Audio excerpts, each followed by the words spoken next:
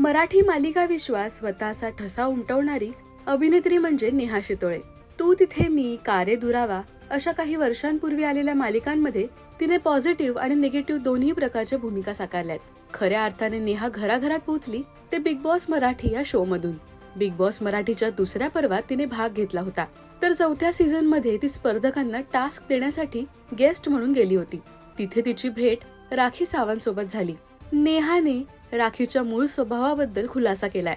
मुक्काम पोस्ट मनोरंजन या चॅनलला तिने नुकतीच मुलाखत दिली, ज्यात ती म्हणाली, मला राखी सावंत फार आवडते, कारण मराठीच्या ज्या सीझनला ती घरात आली होती त्या सीझनला मला घरात स्पर्धकांना टास्क देण्यासाठी बोलावलं होतं.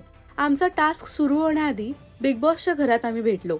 चहा कॉफी झाली, त्यानंतर टास्क सुरू झाला. त्या आधीचा मधला काळ बघितला तर राखी सावंत ही व्यक्ती मला व्यवस्थित भेटली. टेलिव्हिजनसाठी काय लागणार आहे आणि टीव्हीवर काय दाखवणार हे तिला चांगलंच माहितीये, त्यामुळे त्या काळात ती तशी वागत असते. इतर वेळी जेव्हा ती माणूस म्हणून समोर येते तेव्हा तिच्या काही समस्या आहेत असं मला वाटत नाही. मला असं वाटतं कुठल्याच गोष्टीचा तमा न बाळगणारी इतकी मनमोकळी व्यक्ती मी बघितलीच नाहीये. इतर कोणालाही राखीसारखं वागता येणं शक्य नाहीये. असं रूप जगासमोर आणण्यासाठी हिंमत लागते, असं म्हणत नेहाने राखीचं कौतुक केलंय. दरम्यान राखी सावंत बिग बॉस मराठीच्या चौथ्या पर्वात स्पर्धक म्हणून सहभागी झाली.